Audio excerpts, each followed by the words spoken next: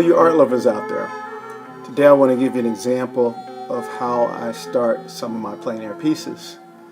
And this particular painting was done at Cesar Chavez National Monument. It represents several of the paintings that I actually start. So check out the starting process. Maybe there's something you can learn from it. And at the end of it, it's just stills. But mainly I want you to focus on how my lay-in was very quick. I have a tendency to work from back to front, so things at a furthest distance and come closer. And then of course there are times where, if you've seen on some of my demos, I tend to like to put the brighter colors in and then the darkers as I go. So in this particular one I'm doing the sky first.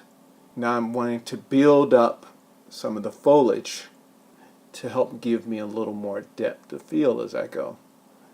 So I lay it in, but as I lay more information in, I can tell whether I'm having enough depth or too much depth in some situations.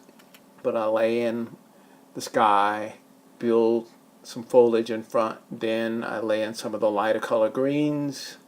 I get the shadowing area on the right hand side, then go back, and as you notice I'm putting in some of the foreground elements to help me begin to build the basic foundation, the values that I'm seeing.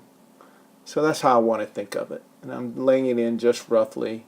It's not fine detail, it's just quick elements so that I can build my painting as I go.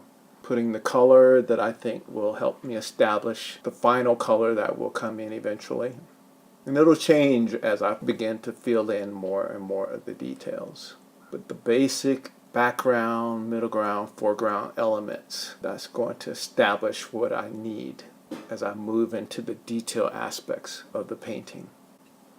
Trying to get more of that middle ground and ground area colors developed. That is as close to what I'm seeing or interpreting what I'm seeing. And then putting in some of the lighter tree color areas now and building the values around it.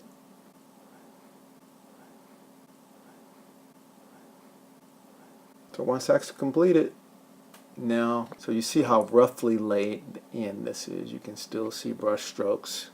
A good foundation for me to now carry and have some of the tree information, the looseness that you'll see there as well. Then I come in and start building some of the middle ground trees that are in the painting. And here you see me putting in additional branches and structure for the trees on the left-hand side. And you see it here where I've gotten more of the leafy shapes and things building off the top of the first lay-in that you saw in the rocks, more detail. And this is what the final looks like that you saw at the beginning of the painting. So just a rough idea of how I would approach my first lay-in and building from there.